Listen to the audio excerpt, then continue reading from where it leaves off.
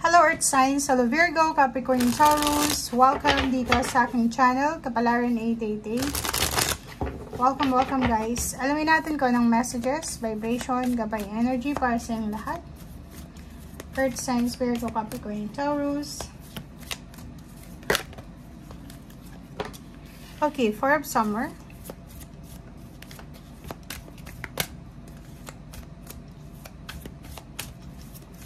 Earth Signs and Queen of Spring.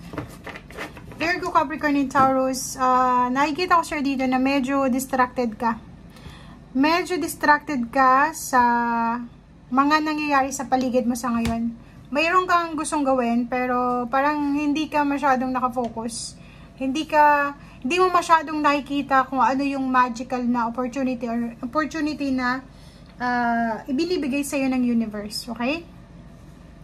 Medyo napapabayaan natin siguro ang ating sarili or ibang tao or hindi ka masyadong kontento sa buhay mo. Parang ganun. So, comment down below if feeling mo sa araw na ito boring na yung life or parang ang pakiramdam mo ngayon empty yung paligid mo. May anxiety siguro yung iba, may depression or yun, walang contentment na nararamdaman. Hindi sila makapag-focus distracted sila. And dito sinasabi ng baraha, if yun ang pakiramdam mo, kailangan mo daw na maniwala sa sarili mo. Okay? Believe in yourself. May mga tao na pwedeng makatulong sa'yo. Okay? Kailangan mo lang na balansehin ang bawat area sa buhay mo. If you're working, balance between work and home life or relationship.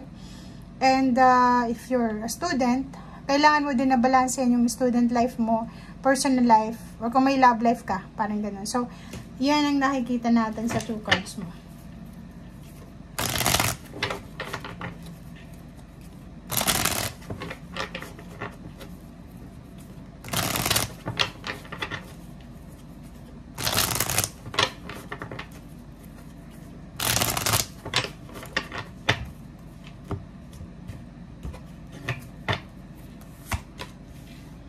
Okay, good news. Wow. So, nakikita natin dito guys na posibleng sa araw na ito, hindi ka kontento, distracted ka. But, siguro end of the day, the night na to, pwedeng may paparating na mensahe sa good news, tungkol sa iyong kapamilya, pwedeng may invitation about sa wedding, may ikakasal dito, may celebration, birthday celebration, family celebration, if ever man na gusto mong magpatayo ng bahay, bumili ng bahay, or kung ano man to, magpakasal, posibleng sa gabi, may magandang balita ka na matatanggap. Okay, so 44, meron din dito na pwedeng ang matanggap mong balita is tungkol sa, tawag dito, empowerment. So, pwedeng tungkol ito sa salary increase, change of position sa trabaho, reclaiming your power, kung ano man to na posibleng good news na matatanggap mo.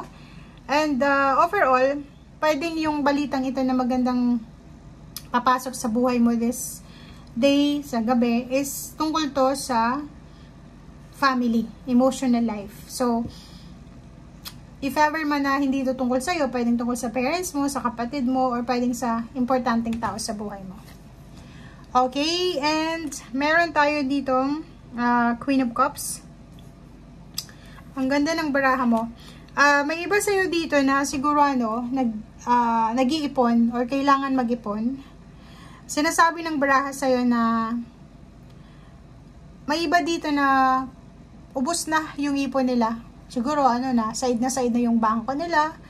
Ang dami na nilang utang.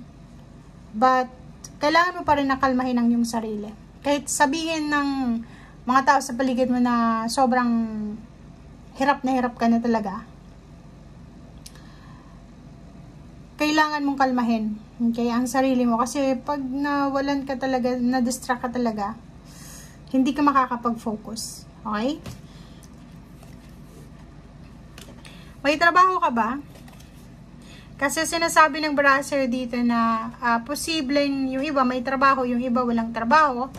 Kailangan mong makinig sa iyong intuition sa araw na ito. Kasi pwedeng yung iba mawawala ng focus sa kanilang trabaho.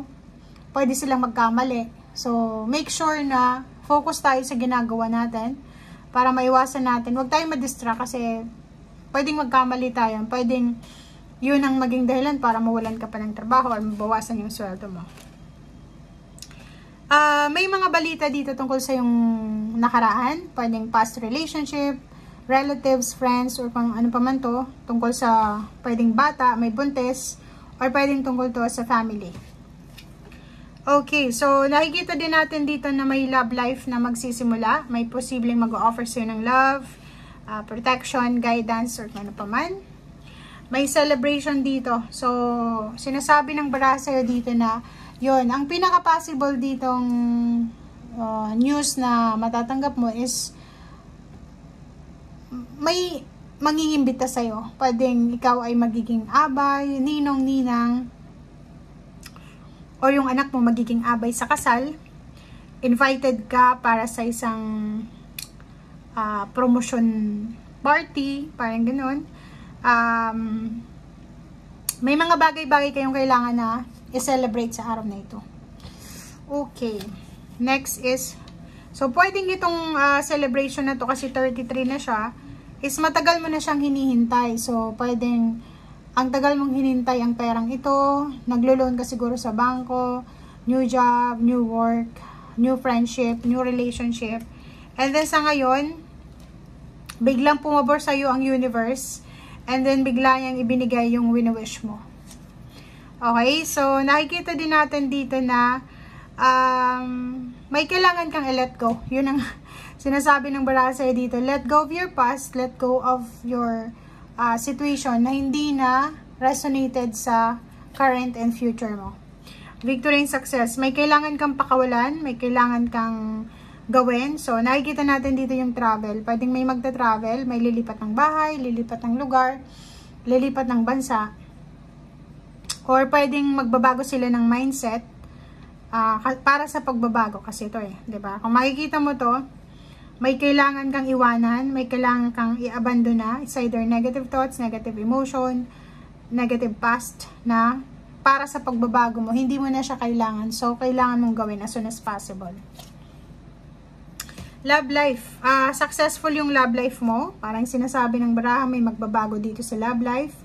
Mayroong mga issues na posibleng ma-resolve. Pwedeng may mga pinagdadaanan yung magkarelasyon, magpapamilya, magnanay, magkaibigan, magpartner sa trabaho, na posibleng ma-resolve nyo siya sa araw na ito through communication. Last card natin, ano man itong pinagdadaanan mo sa ngayon, ano man itong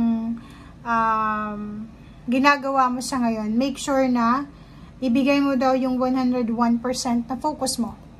Kasi itong King of Swords na to, sinasabi sa'yo na wag mo daw pabaguhin, like yung halimbawa kahapon, kung ano yung plano mo kahapon, dapat yun din ang plano sa ngayon. Wag daw pabago-bago kasi pag nagbago ka ng yung plano, parang sayang lang yung oras. So, itry mo munang mag-succeed yung isang plano bago ka mag-jump sa another plans. Okay? Thank you guys and see you again. Bye!